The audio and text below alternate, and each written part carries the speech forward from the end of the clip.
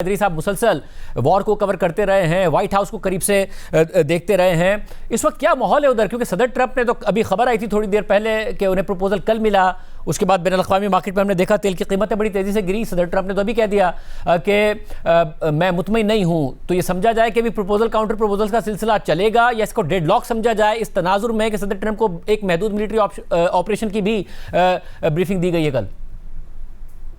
President Trump का जो गुस्सा है, जो फ्रस्ट्रेशन है, वो जाहिर हो रहा है इनकी बातों में, क्योंकि वो कह रहे हैं कि वो ईरान से खुश नहीं है। उनको ये नहीं लग रहा कि ईरान कभी भी एक प्रपोजल भेज पाएगा जिस तरह से प्रेसिडेंट ट्रंप और अमेरिका खुश हो। तो मेरे ख्याल से ये जो मिलिट्री ऑप्शन है, कोई पिछले घंटे में जो चंद मिनट में प्रेसिडेंट ट्रंप ने बात की है, चांसेस मिलिट्री ऑपरेशन के शुरू होने के वापस भर गए हैं। प्रेसिडेंट ट्रंप को कल ब्रीफिंग मिली, जो सेंटकॉम के कमांडर हैं, अपने top US general Dan Caine भी मिली है। उन्होंने ये भी बोला कि उनको दो ऑप्शन दी गई। एक ऑप्शन ये है कि पूरी ईरान की तबाही कर दें, और एक और ऑप्शन ये दिया गया है कि इस तरह से स्ट्राइक करें कि ईरान के ऊपर प्रेशर आए कि वो डील किसी ना किसी तरह तक पहुंचे। तो अब ये उन्होंने ये नहीं बताया कि किस ऑप्शन उन्होंने चूज़ किया, मगर मुझे ये लग रहा है कि जो मुज़ाकरात हैं उनका टाइम कम से कम हो जा रहा है और मिलिट्री ऑप्शन और मिलिट्री एक्शन के चांसेस बढ़ रहे हैं। और ये जो मिलिट्री ऑप्शन है, अब ज़ाहिर है एक तो पहले ये था कि शायद जंग इसलिए ख़त्म कर दे सदर ट्रंप के तेल की कीमतें बहुत ज़्यादा हैं। तेल की कीमतें तो सीज़ फायर के दौरान भी बहुत ज़्यादा रहीं,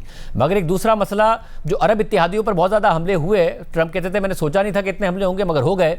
तो ये तो वाकई उस दोबारा पूरी खित्ते में दोबारा जंग के लिए सदर ट्रंप तैयार हो सकते हैं कि ये जो कोई 2 हफ्ते का जो सीज फायर रह चुका है ना, उसमें काफ़ी अमन आ चुकी है। जो गल्फ ममालिक हैं, ईरान के लिए अमरीकी जो बेसिस है, अमरीकी सोल्जर जो हैं, तो काफ़ी तौर पर एक पुरअमन पीस आ चुकी थी। मगर मेरे ख्याल से प्रेसिडेंट ट्रंप भूल रहे हैं, उनकी मेमोरी कभी कभार शॉर्ट होती है, कि जिस तरह से तबाही हो रही थी वो अगर वापस शुरू हो जाए तो वो बहुत मुश्किल होती है रोकनी। तो मेरे ख्याल से प्रेसिडेंट ट्रंप को पता है, उन्होंने देखा है कितनी तबाही हुई है, मगर वो काफ़ी जल्दी ये चीज़ें भूल जाते हैं। तो आई थिंक मेरा ख्याल से ये उनका मिलिट्री एडवाइजर्स जो पेंटागन में है, जो CIA में उनके एडवाइजर्स ने अब उनको ये समझाना है कि देखें एक दफ़ा ख़त्म हो जाए और फिर वापस शुरू करें। वापस रोकना बहुत ही मुश्किल होगा। अब ये सवाल एक है जिसका हमें शायद जवाब नहीं पता कि प्रेसिडेंट ट्रंप ये समझ पाएंगे या नहीं।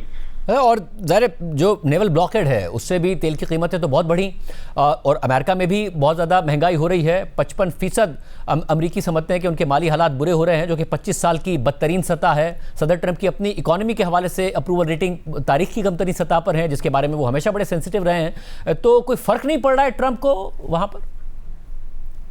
देखिए, थोड़ा सा फर्क पड़ा था जब तेल की कीमत थी $4 पर गैलन से ज़्यादा हुई, मगर उसके बाद हमने ये देखा कि जो अमरीकी पॉपुलेशन है वो सड़कों पे नहीं आई, जो प्रोटेस्ट है वो नहीं हुई। तो मेरे ख्याल से जो प्रेशर हमें लग रहा था कि प्रेसिडेंट ट्रंप पे आएगा वो नहीं आया। अब देखिए, नवंबर में यूएस में मिड टर्म इलेक्शन होने हैं, उसमें काफ़ी टाइम रहता है। तो मेरे ख्याल से प्रेसिडेंट ट्रंप और उनके जो पोलिटिकल एडवाइजर्स हैं ये सोच रहे हैं कि देखें, नवंबर में टाइम है, अमरीकी जो सोच है वो काफ़ी शॉर्ट टर्म होती है। तो अगर ये जंग 1-2 महीने भी और चले, पूरे जो समर में अगर चले, तो फिर अमरीकी पॉपुलेशन शायद भूल जाए जब तक नवंबर आए। मेरे ख्याल से देखें, कीमत अभी तो है $4 से काफ़ी बढ़ चुकी है पेट्रोल की, मगर अगर जंग ख़त्म भी हो जाए तो जो हमें एनालिस्ट ने बताया कि कीमत ऐसे, और जो ऑयल प्रोडक्शन है वो इतनी जल्दी शुरू नहीं हो सकती। तो ये काफ़ी लॉन्ग टर्म इम्पैक्ट होगा। मेरे ख्याल से अभी पूरा इम्पैक्ट नहीं हुआ अमरीकी जो पॉपुलेशन है, और जितना ये लंबा चलेगा उतना ही उनको पेन होगा।